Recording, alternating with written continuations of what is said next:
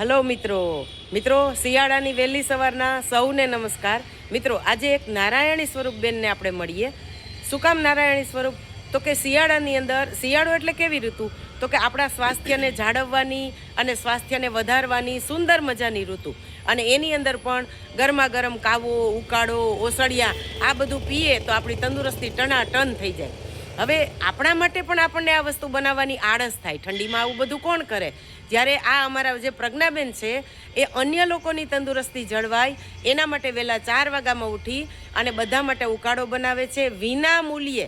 જેટલા પણ લોકોને ઉકાળાનો લાભ લેવો હોય એ એક અમારી બાજુમાં મંદિર છે, ત્યાં પણ એક મોટો જગ મૂકે છે। અહીંયા પણ તમને દેખાય છે એક મોટો જગ ભરી, બાજુમાં પીવા માટે ગ્લાસ પણ રાખેલા છે।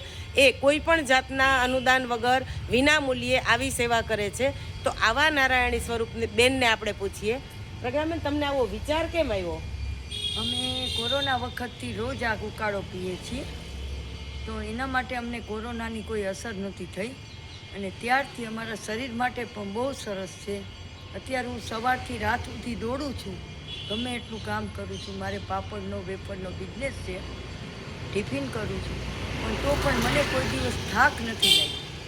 તો આ ઉકાળો પીવાથી નથી શરદી થતી, નથી ઉધરસ થતી અને શરીરમાં એટલી બધી સ્ફૂર્તિ રહે છે। તો મને વિચાર આવ્યો કે હું આજ 5 માણામાં તો પાડોશને આપું છું, તો આ શિયાળામાં કેમ ન કરું કે મારા યોગ જે કરાવે છે મારા કંચનબેન, તો અહીંયા અમારા બધા ભક્તો આવે છે, તો એના માટે હું થોડીક હેલ્પ કરું તો મારા પુણ્યનું ભાથું બાંધું છું। એ રીતે મેં આ વિચાર કરી અને આ આયોજન ચાલુ કર્યું।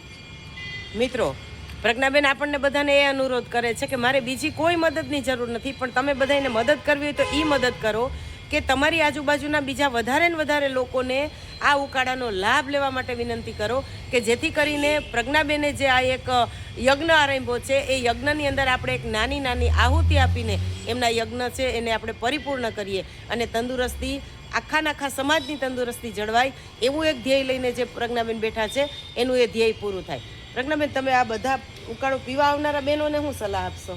હું એને એમ જ કહું છું કે રોજ તમે પણ પીવો અને ઘરના માટે પણ લઈ જાઓ, કે કોઈ દિવસ દવાખાને ન જવું પડે। આ ઉકાળો એટલો હું શ્યોરથી કહું છું કે આ ઉકાળો જો નિયમિત પીશો તો કોઈ દિવસ શરદી ઉધરસ કળતર માટે દવાખાને નહીં જવું પડે। એટલા માટે મારો પણ અનુરોધ છે કે તમે લોકો જે કોઈ પીવા આવો આજુબાજુમાં પણ આપો અને ઘરના માટે પણ લઈ જાઓ। અને અત્યારે હાલમાં લઈ પણ જાય છે ઘરના માટે કે ભાઈ થોડો બધા પીશે તો આજે નહીં તો 1 મહિના પછી પણ આની અસર બતાવશે। જોયું ને મિત્રો, પીવા આવનાર વ્યક્તિ તો પી શકે પણ સાથે સાથે એમના પરિવાર માટે ઘરે પણ લઈ જાય એવો આગ્રહ પણ પ્રજ્ઞાબેન રાખે છે। આપણે ઘણી વખતે કહીએ કે આ તો હડ તો કળિયુગ છે અને કોઈનું નથી, પણ જુઓ આવા લોકો પણ આ યુગની અંદર છે। અને હું તો ત્યાં સુધી માનું છું કે આવા પરોપકારી અને સેવાભાવી લોકો છે ને એટલે જ કદાચ આ સમય છે ને એ સમયની અંદર આપણે બધા છે એ સરસ રીતે જીવી શકીએ છીએ। તો ચાલો આપણે બધા પણ ઉકાળાનો લાભ લઈએ।